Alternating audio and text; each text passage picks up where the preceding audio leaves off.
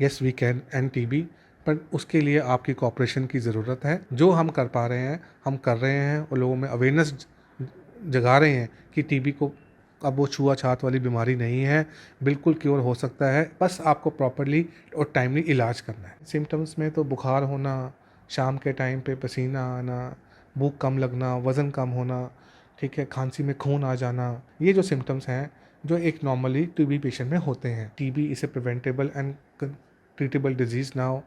Government of India की तरफ से एक डॉट्स प्रोग्राम चल रहा है जिसमें टीबी की दवाई मुफ्त दी जाती है टीबी सेंटर्स में। देखिए, ये काफ़ी वर्षों से हम वर्ल्ड टीबी डे बना रहे हैं 24 मार्च को। इस दिन रॉबर्ट कॉच ने ट्यूबरकुलोसिस के जो बेसिलस है, ट्यूबरकुलर बेसिलस, उसको डिस्कवर किया था।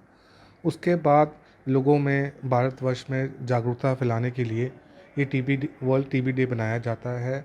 और इस बार हर साल एक थीम दिया जाता है। इस साल का थीम है yes we can end TB.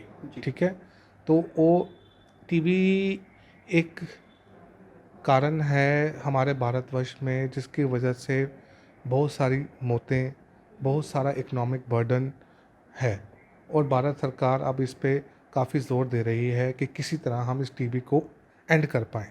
तो इसीलिए वर्ल्ड टीबी डे मनाना अब लोगों में जागरूकता फैलाने के लिए किया जाता है। डॉक्टर साहब, कितनी गंभीर सिचुएशन है ट्यूबरकुलोसिस की? ट्यूबरकुलोसिस की सिचुएशन ओवरऑल इंडिया में देखेंगे तो पहले से तो कम हुआ है, पर लेकिन अभी भी काफ़ी प्रेवेलेंट है।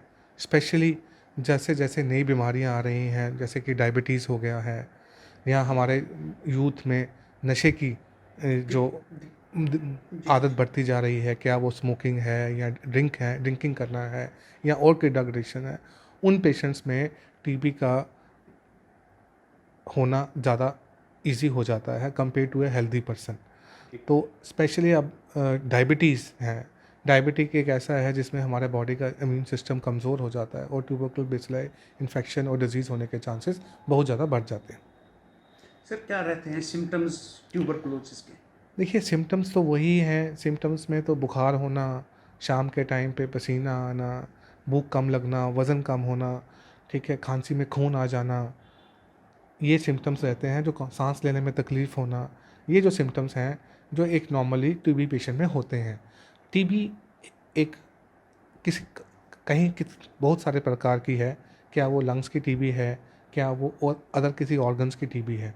जैसे कि पल्मोनरी ट्यूबरकुलोसिस के बाद लिम्फ नोड टीबी है जिसमें हमारे शरीर में गिल्टियाँ निकलना शुरू हो जाती हैं, वो बहुत कॉमन है।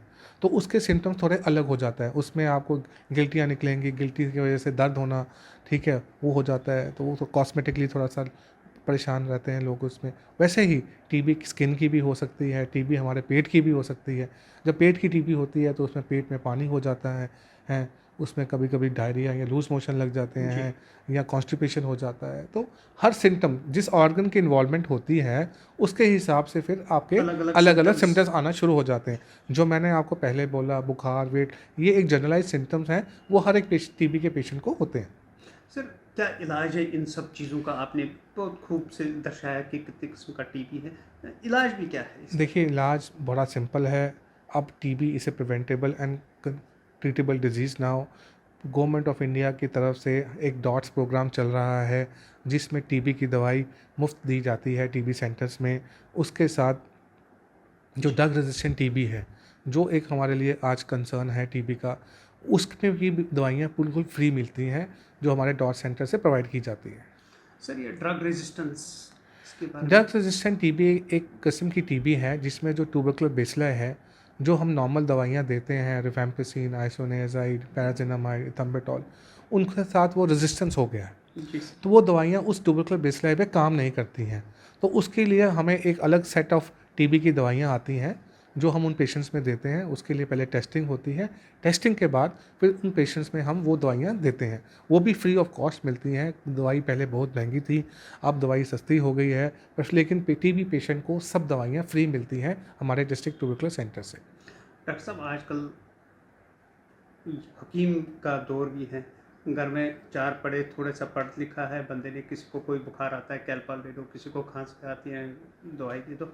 जब एक टीबी वाला पेशेंट है उसको घर में इलाज देना चाहिए कि डॉक्टर को कंसल्ट करना चाहिए? देखिए, कोई भी बीमारी हो, घर पे बिना देखिए सिम्टोमेटिकली रिलीफ के लिए आप बुखार की गोली, कोई ज़ुकाम की गोली दे सकते हैं, पर अगर बुखार ज़्यादा देर के लिए हो रहा है, खांसी हो, जैसे कि बड़ा सिंपल है जो पूरे हम प्रोपोगेट करते हैं लोगों को कि 2 हफ्ते से ज़्यादा खांसी है तो आप डॉक्टर को दिखाएं।